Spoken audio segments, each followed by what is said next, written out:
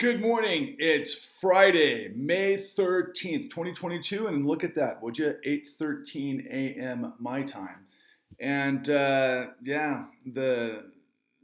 vaunted 13, right? Unlucky 13, beware. Well, for crypto people, that day came and went a couple of days in the running and a couple of weeks in the running and maybe a couple of months in the running. But Mr. Matt Damon, you know, the uh, the world favors the brave guy. The story of Matt Damon is just mind blowing to me. He was the narrator of Inside Job back in 2011, 2012 when it won the Academy Award, which was a remarkable project that dealt with the intricacies of the 2008 financial crisis, and it came out so early that it was extraordinary that filmmaker Charles Ferguson understood as much as he did, but it still was, surface level compared to what we have. And then his ultimate conclusions that academia is at fault wasn't really the situation. It certainly played a part of it, but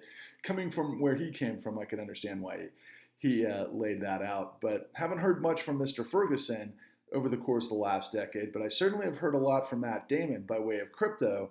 And I had a lot of friends back in, let's say, 2016 who got heavy into crypto, and I'm sure a lot of them just made a shit ton of money. And I hope they cashed out, and I hope they didn't ride it all the way to the end because, I think most of you may be aware. Actually, you know what? I probably don't think most of you are aware. I think some of you are aware how crypto began and why it began, but, I don't think most of you understood what crypto was supposed to do and how it was supposed to do it and why it was supposed to do it. The blockchain technology is quite extraordinary and pretty interesting for some downstream scenarios. However, crypto in its own right was born to replace, honestly, fiat currency. Why? Because of everything that's in the con. How did we get to a situation where the world, or a lot of people in the world, wanted to jump on what turns out, I think, might be the biggest Ponzi scheme of all time in crypto? I read figures 2 days ago that the level of crypto madness had exceeded the supposed subprime crisis of 2008. Now, interestingly, the subprime crisis has always been a misnomer, meaning it's mistaken. It was liar's loans, you morons. I don't mean to call you morons, but the people that call it the subprime mortgage crisis, it was liar's loans, okay? And that's all baked into the con at www.thecon.tv. But riddle me this, all of you, crypto junkies, right?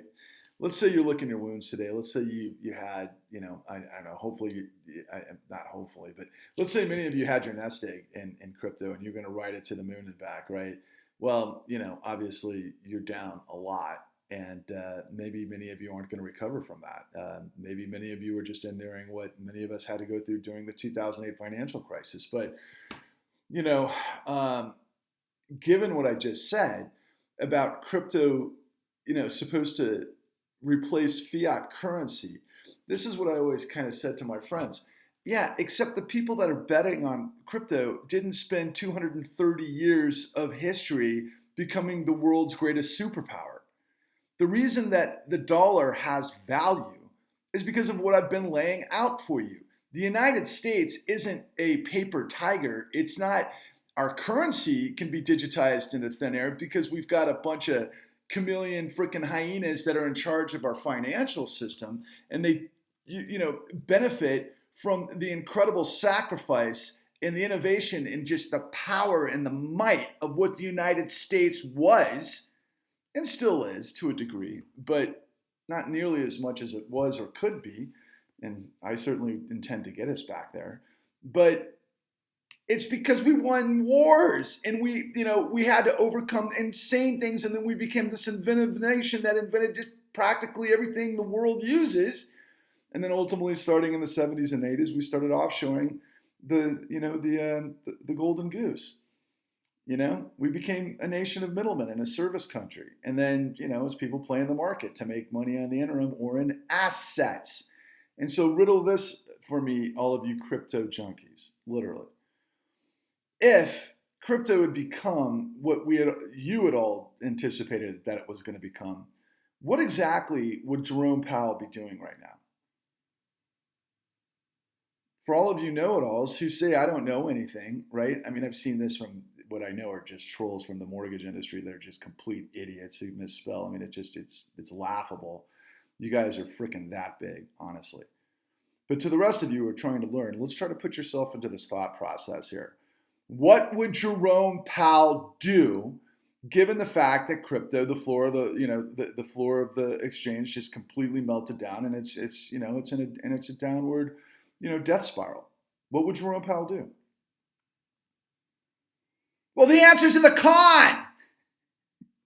The answer's in the con. But let's compare apples to apples here, seriously. So crypto was supposed to replace, fiat currency, right? And we're talking about earlier, Ponzi schemes are, the biggest Ponzi scheme in history, which of course the 2008 great financial crisis was. But is there a difference between a house and crypto?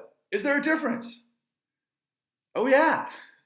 One's real with 4 walls and heat and water and things that we have to use to be able to survive.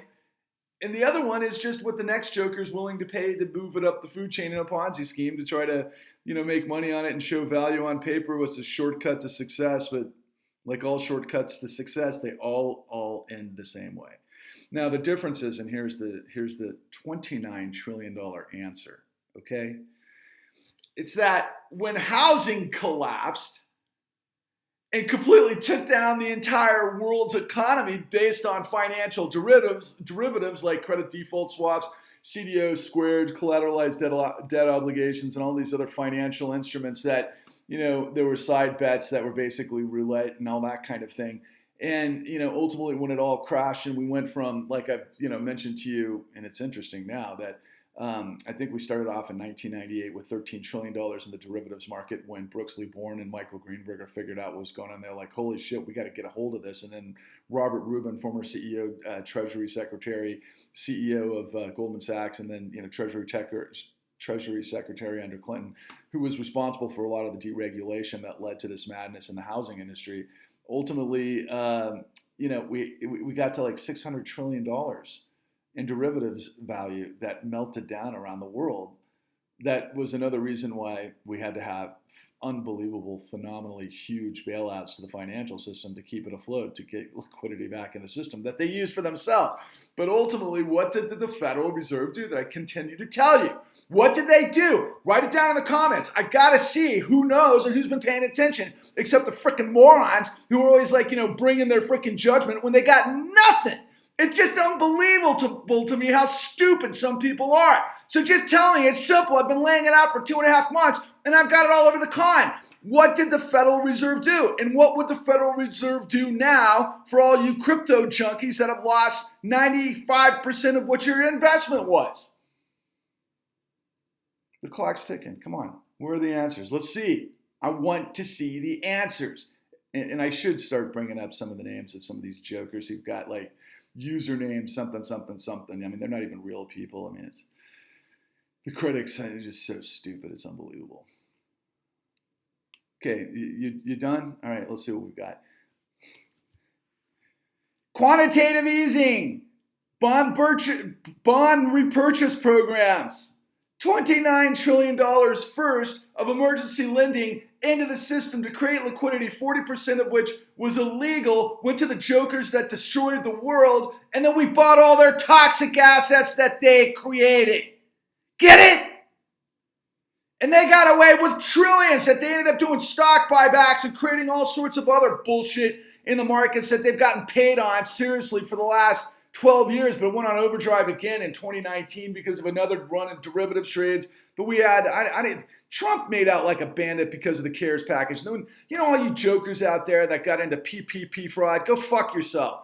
Well, honest people are still trying to figure out what's going on. I'm talking to honest people who need to understand that I'm the guy that's fighting for you, that we've got to fight for each other. If you believe in liberty and justice for all and the integrity of law and systems that make sense, so that a plane can fly, so that a ship can float, so that markets actually work in the way that they're designed, you gotta have integrity of the law. And you've gotta have the people at the apex of those institutions that we spend $90 billion a year to have in the Department of Justice, in the SEC, the Securities and Exchange Commission, in the Federal Bureau of Investigations. They've got to do their job. Now listen, after 9/11, President Bush didn't go after the Saudis, and then he took all away, the funding for the FBI, quite frankly, to go after white collar criminality. That led to this whole thing. Okay? It's become financial terrorism that's blown up the world, infinitely larger than the horrors that bin Laden brought to us. I'm serious. And it continues to do it because these assholes are in complete charge. So what are we going to do about it? You're going to join Patrick Lovell, first of all, by liking and subscribing at Patrick Lovell Truth Bombs the Con. You're going to watch the con, www.thecon.tv. You're going to study the con. You're going to share the con. And you're going to tell everybody in the world that the jig is up, that you've got the freaking answers. You're going to go into your church. You're going to go into your place of worship. You're going to, when your preacher's just doing the sermon, you're going to stand up and go, I got a secret to tell you all that you don't understand how this whole thing works. And in doing so, we can unveil that it's the emperor's new clothes. And Trump is not the answer. Trump is another version of the big lie. It's this manifestation of lies and more lies and a race to the bottom lies. And the only value that is out there are lies. Aren't you sick of the bad guys winning? Especially those of you who went and tried to find a pathway to beat the man. But you can't beat the man because the man can't be beat until everybody understands what's going on and then we become the man. All we're doing is trying to get the United States back to where it was. Because we lost democracy and the rule of law a long time ago. We're a freaking banana republic with nukes. And the corruption is insane. And the bad guys and the villains are out there. Yeah, if I become a real threat to them, and I got 10 million people that are following me and doing the thing to bring us together to go to the Justice Party, www.justiceparty.us, and we're all informed with the facts, and we're like, okay, no more, man. No more do the richest people in this country and around the world get to feed off of the Federal Reserve that got its value by the men and women who sacrificed their lives for this country, if you want to know the truth. Do you understand the betrayal? Are you starting to get it? There's always going to be people that want to deny the truth. There's always going to be people that don't have a flicking clue how the world works. It's all right. You know what? It's okay. There's people that are going to drink until they become alcoholics and they wipe out and then hopefully they get redeemed, Same with drug addicts. That's how it goes. Maybe people find their value in God. Maybe they find their value in work. Maybe they find their value in family, redemption. For me, I've just always been a solid dude, man. I've just been a guy that cares about people and institutions, and I'm a competitor, and I love dynamism. I love vibrancy. I love creativity. I love people that do great things. I'm an entrepreneur. I'm a producer. I want to make money. Okay?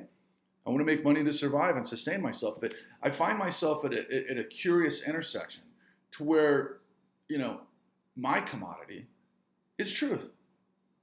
Truth based on 13 years of insane effort and sacrifice where I gave it all up.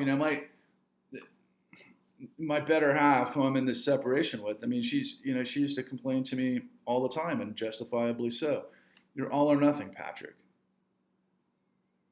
Yeah, I am. Who's with me? Onwards and upwards.